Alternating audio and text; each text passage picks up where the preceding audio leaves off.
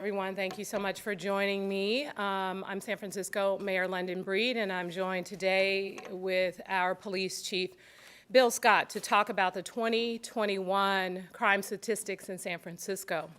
And I just want to back up and just kind of put things into perspective. First of all, it's been a very, very challenging 2 years. I mean, we say that over and over again, but we also understand the challenges that everyone is living with, whether it's people who've lost their jobs, people who lost their homes, kids that aren't in school, those struggling with mental health challenges, and a number of other issues. Sadly, in San Francisco, we have seen certain crime statistics increase, but we've seen others decrease, and the chief will get into those more specifically.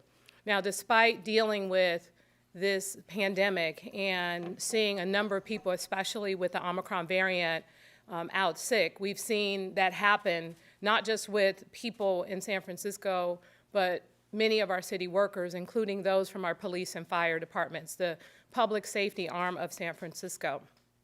And I just want to take this opportunity to really thank our police officers. Many of them have had to do overtime because we've had hundreds of officers out as a result of Omicron, and others have had to step up to take their place.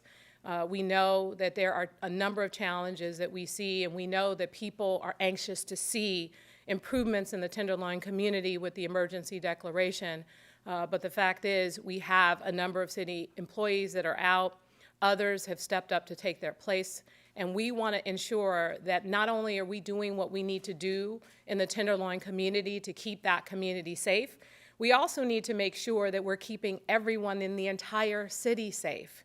We know that that is such a priority for so many San Franciscans. And as a leader of the city, it is a priority for me. Nothing is more important than to make sure that people who live in this city, people who work in this city, people who visit San Francisco feel safe as they walk down the streets. And the fact is, that does require police officers. It does require folks who are part of our public safety network. It does require us working together. And to be clear, it does not mean that we ignore the reforms that we need to do here in San Francisco with our police department. It does not mean that we ignore all the work we're doing to provide an alternative response to policing. Those things go hand in hand with also keeping people safe so that they don't become victims of violent crime. So I want at this time to just really talk about what has been our plan moving forward. Our plan moving forward, of course, is definitely contingent upon us providing those various services with our street crisis response team, our ambassadors, our escorts for our seniors, so many great programs in San Francisco with a lot of nonprofit agencies that are working hand in hand with us to deliver for San Franciscans who are most impacted by crime. Yesterday, I was in Chinatown. We were talking about the statistics and the hate crimes that have increased by 567% in the in the API community specifically, and our need to enhance our services and our support, which is what we're doing, because that is critically important to the safety of that community and to making sure that people understand that we don't tolerate this, and we will do everything we can to make sure that justice is served for the victims of these violent attacks. And part of that is making sure that we have a robust police department, a department that has officers who can not only walk the beat, but those that can investigate crime, those that can deal with a number of the challenges and victim services and support all the things that we need in order to make sure that not only are people kept safe and we prevent those crimes from happening in the first place, but once they happen, that there is a process to bring those who commit those violent acts to hold them accountable. And that's what this is all about. The department, over the past couple of years since 2019, has seen a reduction in the number of police officers by about 20%. And so we're operating with the staffing that we have and meeting the needs all over San Francisco, but we clearly need more. Just recently, we received a letter from the Comptroller's Office of San Francisco that says if we don't move forward with the supplemental that I introduced for $22.5 million to help with the costs associated with the police and fire department, services will be impacted because they won't be able to allow us to spend above our means. And so what does that mean? That means that the controller's office will come in and make certain decisions for us. That means that the police academy classes, which are already struggling with recruitment for our police department, won't happen. That means no more backfilling of officers, no more getting police officers on the streets in the numbers that we need in order to ensure safety. That's what it means. It means our fire department will be affected. $7.9 million for the police, $14.6 million, I believe, for the fire department to address what we know is, again, the overtime related to the additional services needed from people being out sick, and also the shortage in staffing of people who have retired or left the department for various reasons. This is not asking for more. This is asking for the basics, what everyone expects in this city as it relates to public safety. That's what this is about, and I am hopeful that the members of the Board of Supervisors sees it that way, sees that this is not about ideology or philosophy or whatever it is that you want to make the arguments of. This is about what people expect. When there is a shooting in the Bayview Hunters Point community, sadly, which has occurred on far too many occasions, the expectation is that the police will show up. When there's a stabbing or a shooting or an assault in a Tenderloin community, that community expects that the police will show up and they will get justice. When there is crime of any occurrence, whether it's a burglary, when someone is breaking into someone's home while they're there, can you imagine experiencing that and not having the police show up right away when you call 911? That should never happen in a major city like San Francisco. There should be an expectation if something happens and you're in need of medical treatment, the paramedics will come. When you're in need of support from law enforcement because you've been assaulted or robbed or anything has occurred, the police should be expected to show up. So this additional resources we need is about maintaining that level of service. And we know we need more, but in the meantime, as our city has really suffered during this pandemic, not just the challenges of mental illness and addiction and homelessness and all of the things that we continue to address, but crime. And crime has to be addressed in a number of ways. There is not a one-size-fits-all, but there is a real need to make sure that we don't completely deplete our police department and then still expect justice and service and support when sadly we become the victim. We can do better, and my hope is that we will do better. My hope is that the board will approve this supplemental and the police department will be able to continue the great work that they have done for San Francisco, especially during this pandemic. So with that, I'd like to introduce our police chief, Bill Scott, to talk specifically about the statistics from last year. Thank you, Mayor Breed, and good morning, everybody. We're going to have graphics on the screen so you can follow along. And before I start with the statistics, let me start and put this in the context. Statistics are what's reported to us, and we all understand that sometimes what translates on the statistics may not be your experience.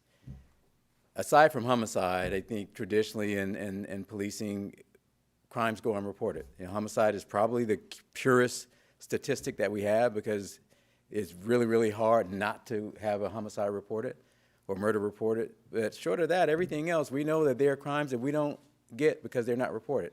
From shootings to robberies to burglaries, you name it, some crimes don't get reported. And I want to put that into some context because when we talk about our statistics, we're talking about what's reported to us. And we understand that for some people that may not be their experience, that might not be what they're seeing, they may be a victim, may not have reported it, or things in their particular from their worldview or their point of view might not be consistent with what we put up. This is merely what we report, and I think it's important that we understand and put into context what statistics are. As Mayor Breed said, we know there's a lot of work that we need to do. We also know that there is a lot of good work that's been done, so we're going to talk about both. We're going to talk about the challenges, and we're going to talk about the things where we've seen some progress and some improvement. And being that I led off talking about homicides are the purest statistic that we have, I'm going to start off with our homicide. And each one of these graphs that you see you'll see the last several years of statistics, so you can put into context what the trends are. Violent crimes, we'll start there, and we'll put into context what the trends are over time, because it paints a clearer picture when you look at crime statistics over a period of time. We had 56 homicides this past year in 2021. And when you look at this graphic, the last time we had 56 homicides was 2017. We saw a decline for 3 years, and then starting in 2019, we started to see an increase in homicides. And sadly, this is not just a San Francisco trend, this is a national trend, and this is something that is truly concerning to all of us. Many of our investigations have led us to facts that indicate that many of our cases are connected with some of the surrounding cities in the Bay Area. And so we've been doing a lot of work with those jurisdictions and those police departments, both on the law enforcement side and on the social services side, to try to turn this trend around. 56 homicides for San Francisco is a big deal. It is a big deal, and it's something that we're committed to turning around. And before I end my discussion, I'm going to talk a little bit about some of the strategies that we put in place to do just that. I also want to say that in our effort to bring these cases to resolution, we solved, our clearance rate for homicides this past year was 77%. So almost 8 in 10 of our cases we solved, and that's been consistent over the last several years, and that rate is really far above the state average and the national average. So that's something that we're really pleased with. It's not to say that we can't do better.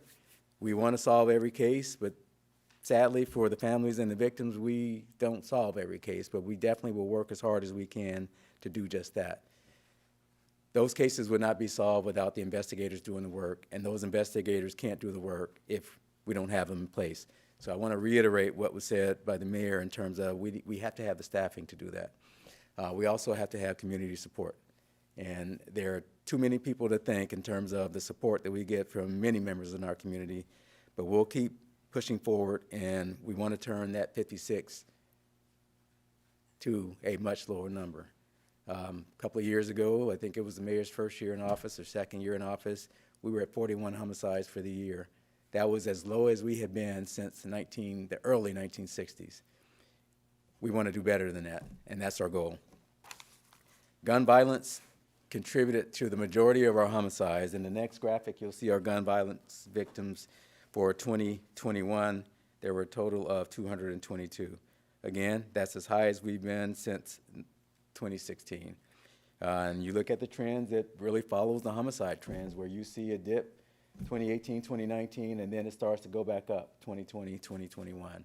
Now, we don't really know the role that the global pandemic plays in this. There's a lot of theories out there. There's a lot of anecdotal crime is high because of all reasons connected to COVID, and that all those may be true. But we really don't have the evidence to point that out. What we do know is crime, this category of crime is going up, and we need to turn it around. In terms of gun violence, we are working with several community groups and also with our mayor's office and her public safety folks in her office to bring strategies to the table. We have brought actually strategies to the table that don't only rely on us being able to solve the case, but also really addressing the people who are the most at risk. And I'm talking about the people who are at most risk of either shooting somebody or being shot. And what we have done over the last 2 years is a lot of research to really drill down on who those people are and reach out to them and their families to try to get them some help. And in the cases where we can't get them help and they commit a crime, investigate those cases thoroughly and vigorously and bring them to justice. And that balance is how we will move forward in addressing gun violence. It's been successful so far. Last year, we started out really in a hole with gun violence.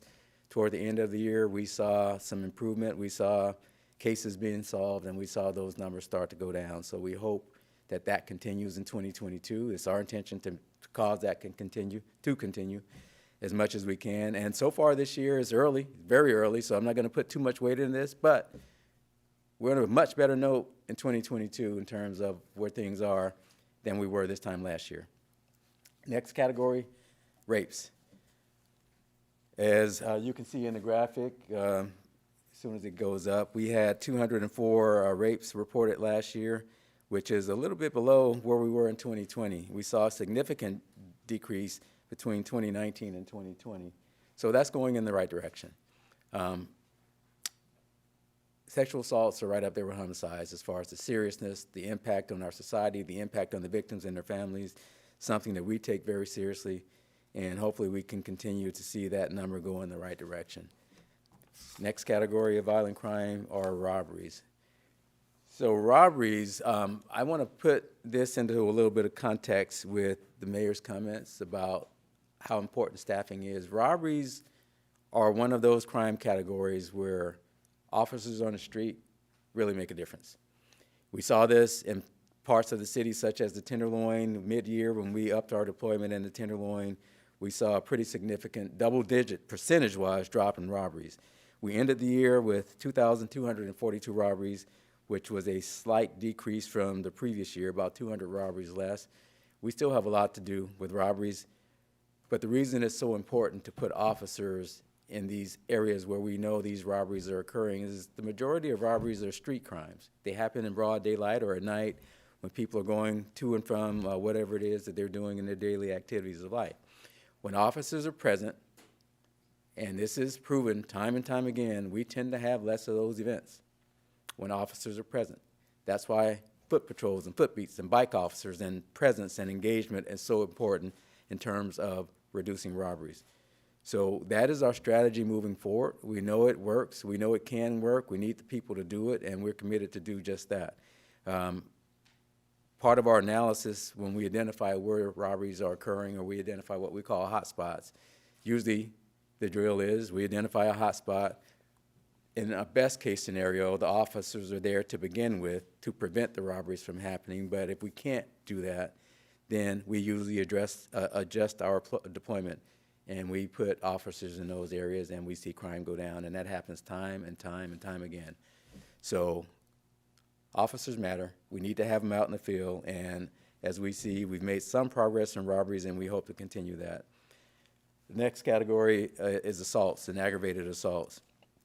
Now, I want to explain to you all that shootings are included in this category. We break out shootings because shootings are so important and such a big issue for our city. We break that out, but these numbers that you see in aggravated assaults, our shootings are inclusive in these numbers. So we had a increase. As you see, the increase was a couple hundred, almost 200 aggravated assaults. 2381 is the number for 2021. This is another set of crimes where, at least the public ones, where deployment matters.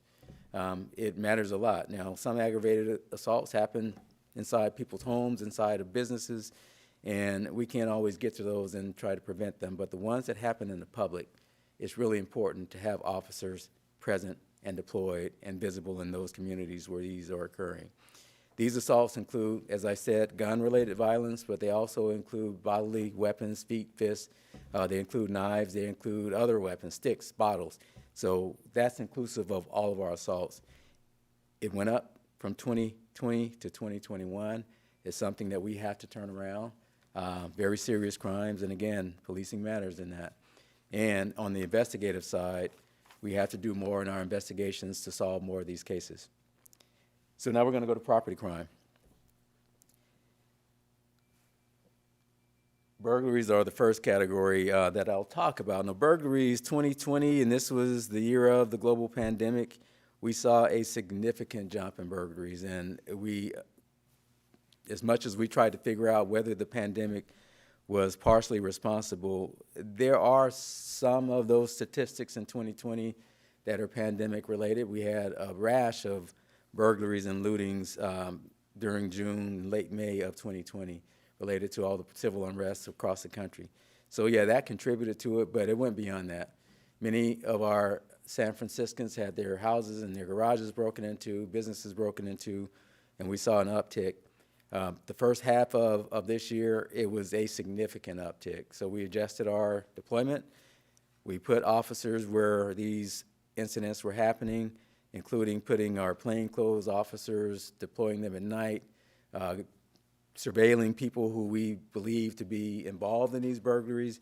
We made some key arrests. We were tracking the prolific burglars, and we were able to make arrests on many of them. And we started to see about mid-year, actually about May, we started to see those numbers started to decline, and they declined throughout the year. So we ended the year on a positive note with burglaries, but we're not out of the woods on burglaries. As you can see, we're far higher than we were in 2019 and the previous years, so we still have a lot of work to do, and we still have a lot of people to hold accountable for what they're doing. What we find with the burglary suspects is many of them are repeat offenders and they're prolific. So those are the ones that we have concentrated on, those people, those individuals. We've had some success. Some of our most prolific, once we got them in custody, we saw drops in certain neighborhoods where we believe they were active. And this goes beyond the city and county of San Francisco. I mean, they're hitting all over the Bay Area. So those are strategies that we'll continue to deploy with our burglaries, and we believe if we do that, they will continue to go in the right direction. So we ended the year on a good note, but we still have a lot of work to do. Next category is larceny, and this is the whole gamut of larceny. So this will include retail theft, auto burglaries, people who have their potted plants stolen from their porches, and package thefts and all. So as you can see, when you compare 2021 to 2020, it was a significant increase in thefts. And it's pretty much across the board. But when you look at this over the last 5 years, we were on a steady decline. 2020 was an aberration. COVID probably had to do with that significant drop. But then we go to 2021 and we get an increase in 2020. So we look at this over time. Not as much out of whack as if you put an asterisk by what we believe was the impact of COVID with our decrease in 2020. But we were able to make some headway on a lot of these categories. Retail theft, we had the mayor and I some announcements this summer about how we were addressing retail theft. We did see a difference in some of those locations that were getting hit the hardest when we made those adjustments. And those adjustments included, we doubled the size of our retail theft our investigation unit. We added personnel to better coordinate our 10B deployment, which is our uniform officers that get hired by retailers. And the coordination between those off-duty officers and those on-duty officers is as good as it's ever been. So that has helped because that has led to better coordination, better coverage, and in some cases a reduction in those types of thefts. The other category that's been very stubborn in our city is the car break-in issue.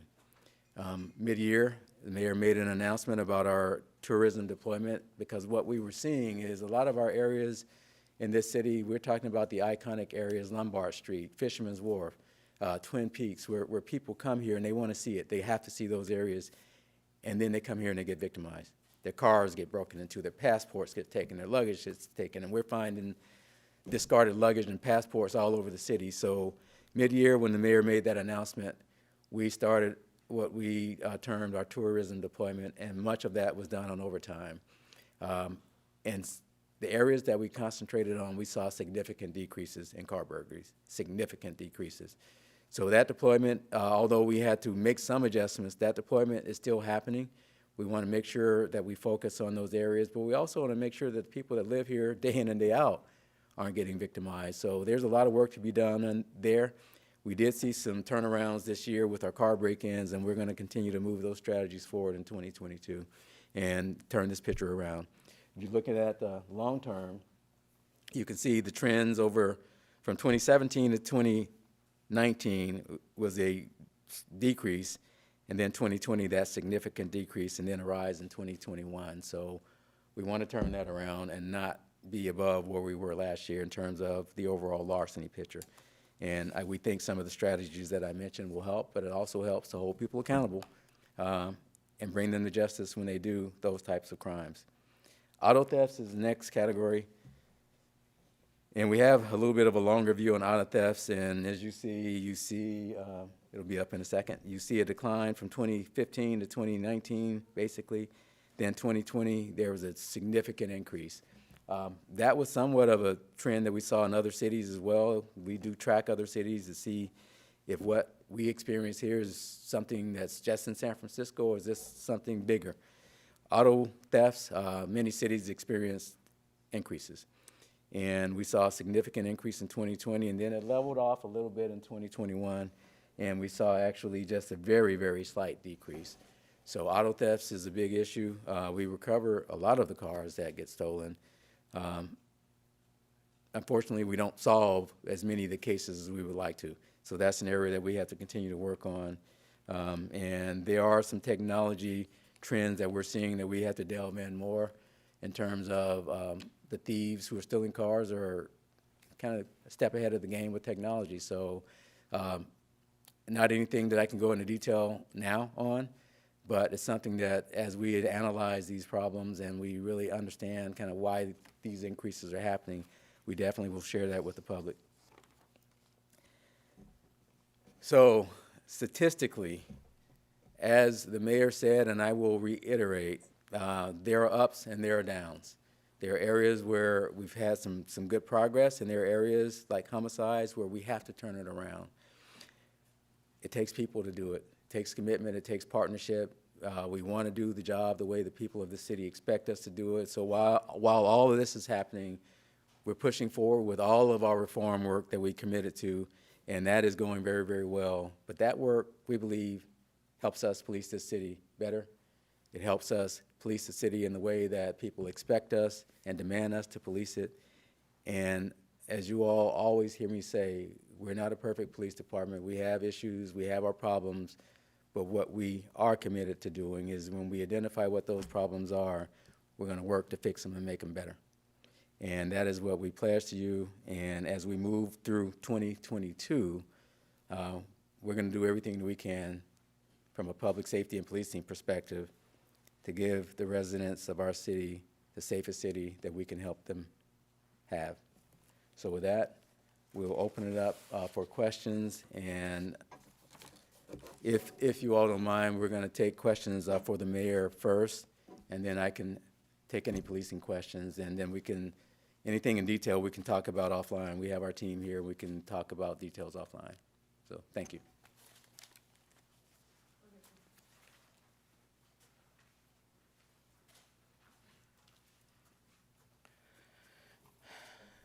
Christian?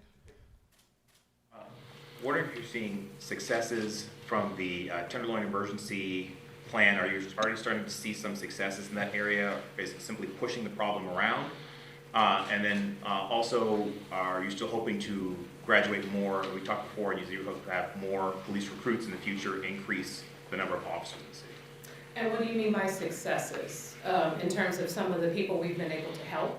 People that you're able to help, are you seeing fewer reported crimes in that area, fewer reports of, maybe this is something for the chief? Yes, probably more so for the chief, but I'll just say that I've gotten information for a number of stories of people that we've been able to help even on day one with someone who wanted to go into treatment and needed a TB shot, and we were able to do that and get them into a behavioral health bed before we were able to transition them into a location where they are getting help and turning their life around.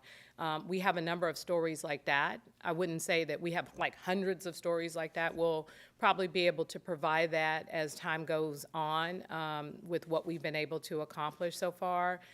This is not a problem in the Tenderloin that was created overnight. The Tenderloin has had so many challenges for many, many years, and we saw during this pandemic things have gotten so much worse, even though we've added a number of resources to help support with mental illness and substance use disorder, with our street crisis response team, with our street wellness teams, with our street overdose teams, entities that were created to be an alternative response to policing, so that when folks are experiencing crisis, which does not in some cases require a police response, it requires clinician, paramedics, and other tools, those have been extremely successful, and I think we can get you the data later about the number of calls that they've responded to and how many people we've been able to help as a result of that. And as this Tenderloin deployment plan moves forward, we definitely need more time before we can provide statistics or specific information about the number of people that we've helped. But we are hopeful. I was there yesterday. I'm probably obsessed with going to the Tenderloin every day to see what's going on down there. And, you know, it has its good days and it has its bad days. And I do appreciate the fact that it appears that this linkage center has been extremely helpful. And, you know, what we're hoping after we finish, hopefully with this, at least this surge of COVID, that we'll see more officers out on the streets in the Tenderloin community to help support the various agencies and programs that we have to help people. Mayor, on the Tenderloin Linkage Center, the Chronicle's reporting that drug use has been allowed at the Linkage Center. What is the policy on drug use there? Well, we don't have a policy as it relates to this linkage center other than meeting people where they are. The goal is to allow people who suffer from addiction to come into this center, to no questions asked, to get food, to maybe get a shower, to get support, to get services, but we're not forcing anyone to do anything. And at the end of the day, you know, this is a place where there's no judgment, where there isn't a one-size-fits-all solution. And I wouldn't suggest that something like drug use is allowed, but it's happening all over the city, sadly. It's happening all over the Tenderloin. And regardless of this linkage center or any place else, we can't control who does or does not do or do not use drugs at any given location. Our whole point of why we set up this linkage center is to meet people where they are and to try and get them the help and the support that they need. So at this time, we are hopeful that they feel safe, they feel comfortable, they feel that they can trust this location, so that when they are ready to get help, they have a number of people who are part of this nonprofit Help Right 360 that will instantly, immediately help deliver them to treatment, detox support, or whatever it is that they need. It seems the Linkage Center is sort of a predicate to the larger effort to get people off the sidewalks and really make a difference on what the neighborhood looks like. Can you give us an idea of how far along we are and what has to happen next? And I know a lot of this depends on staffing with the police, but what should people expect to see in that neighborhood as far as what comes next? Well, it's not just staffing with the police, it's Department of Public Health, it's for various agencies, because as I said, a number of city employees and nonprofit employees who typically would be the people that we would rely on to work in these establishments, to work in the Tenderloin, they've been out too, in some cases with Omicron. And my hope is that people see a difference and they feel a difference. As you walk down Market Street, the sidewalks are clean. As you walk in parts of the neighborhood in the Tenderloin, you can actually get past the sidewalk and not see feces or step in feces or anything of that nature. My goal is to make it a walkable, livable, safe, and clean city, and that involves making sure that people who unfortunately have taken over, in some cases, many of the sidewalks and areas of the Tenderloin, that doesn't continue. And that those people who are suffering with addiction we're able to make sure that they're not overdosing out on the sidewalk somewhere, or that we're discovering them weeks after they've passed away in their tent. Like, we're trying to avoid losing lives as well. And so this kind of controlled environment is a way to, again, no questions asked, come on in, we're not here to judge, we're here to help you if you ask us for help, and we want people to feel comfortable coming into this space. And that's what it's about. It's getting people off the sidewalks. It's cleaning up the Tenderloin. It's addressing crime and the violence that occurs, which unfortunately, I mean, you see the statistics, and you know, it's gotten increasingly violent in the Tenderloin, the stabbings and the shootings on a regular basis. So we are trying to get a handle on that as well. And so we want people to see and feel a difference, and we're hopeful that in the coming months, as we continue to try and address this, it will be a noticeable difference, and people will not, you know, be so focused on, well, what's going on at the Linkage Center? We don't think it's right. Well, you know what? I don't think it's right to see it out on the streets in front of kids and to walk past needles and feces either. So, you know, we got to pick our battles here. This is a solution that we are hopeful will lead to real change and will really lead to less crime and also less overdose deaths in San Francisco. One follow-up on crime statistics in general, and specifically property crime, I guess. There's a lot of discussion about crime is up, crime is down. It's sort of this recurring discussion in the city.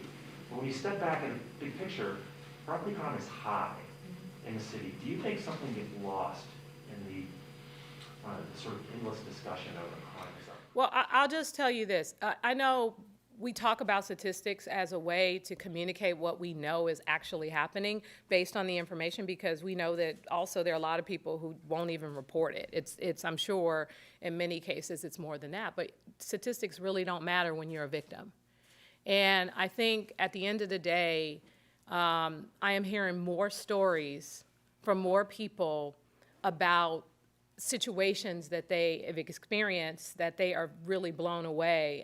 And let's just take it back a little bit. People who I grew up with in public housing who are like, London, this is too much. This is, you know, just the situations people are dealing with in the city. And I think at the end of the day, regardless of a statistic, when it happens to you and you used to feel comfortable and safe walking around San Francisco, and all of a sudden you're randomly attacked and then you're traumatized and you can't even walk your kids to school, that's a problem. So from my perspective, this city has to do more. And when these crimes are committed, when that line is crossed, we have no choice but to make sure that we follow through with investigations, that we arrest the possible suspects. You know, when I was growing up, there were sometimes people who were arrested for crimes they never committed. But in San Francisco, and all the work we've done over the years around police reform and changes, the likelihood when we make an arrest, it's likely the person that we arrest. So they need to be held accountable, and justice for the victims of these crimes need to occur, just like justice for people who might have challenges with the criminal justice system that are unwarranted. Like, there's a balance that we have to strike here in order to deal with public safety. It's not either or, it's all of it. So we look at the statistics, yes, but when it happens to you, who cares about statistics? We need to make sure that the people of the city are safe, and a part of our public safety strategy does include police officers, and it is what it is. All right? Thank you.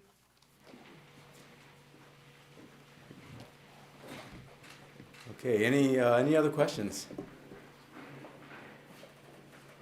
Okay, we'll go up. Yes, ma'am. This question is actually regarding the SFO shooting from last week. Why was it that the department described the weapons as handguns and firearms and not as airsoft guns in the beginning? So let me just first of all, we're going to have a town hall. We'll announce the date probably today or tomorrow, as we always do on these types of incidents. But let me just put the context of how these things work. This particular incident, as you all know, the State Attorney General's office is the lead investigative agency for the criminal investigation. So the officers, whether their acts were legal or not. When we have a shooting, no matter who investigates it, the scene is basically frozen. Evidence that's on the ground, whatever, is frozen until the people who are responsible and have jurisdiction to recover that evidence, to examine it, can get to it. That takes time. And in any situation, whether it's this one on Friday or whether it's any other case that we've ever had, you don't have confirmation of what you have immediately because the scene is frozen. In other words, if there's a gun on the ground, nobody's going to touch it and examine it for usually hours. So the notion that what we knew and when we knew it, all that comes out in the town hall, but I've seen some stories written that are questioning this department's integrity and its transparency on this, and it's really misplaced. Because anybody that understands this work knows that it's not even our investigation to begin with. We don't get to touch the evidence. We don't get to examine it. That didn't happen for hours, but by the time the state investigators showed up, San Mateo had responsibility for a while until the state made the declaration that they would take the investigation. So it's really kind of it's really misplaced and it's sad, to be honest with you. The way that narrative has been put out is really sad. Any other questions? Chief, on the crime stats, there's been a focus on police staffing and the need to beef up the numbers in the force. So when you look at the increase in certain categories and how crime has been up in certain areas, how much of that is down to a lack of officers? Would you expect to see the similar numbers if you weren't working against a 20% reduction in police officers? Let me make sure I understand your question, if you could ask. I just wonder, in the categories of crime where we have seen an increase that you said was significant around theft or larceny or whatever it might be, and the fact that you're down numbers both in the overall numbers of police officers and also because of COVID, how much of a link do you put there? Do you think that you would see an improvement if you just had more officers to work with? Yeah, in some categories, yeah, we believe definitely, because as I stated, robberies and crimes that happen in public spaces, those are the ones where you can really impact with robust deployment. And some of those, like thefts and car break-ins and all that, it really takes officers being out in the field and being visible. In addition to the backside, the investigative side, and all that's been impacted by both our staffing shortages and this latest surge of COVID. So, yeah, I think, and this is anecdotal at best, but yeah, I do think it makes a difference.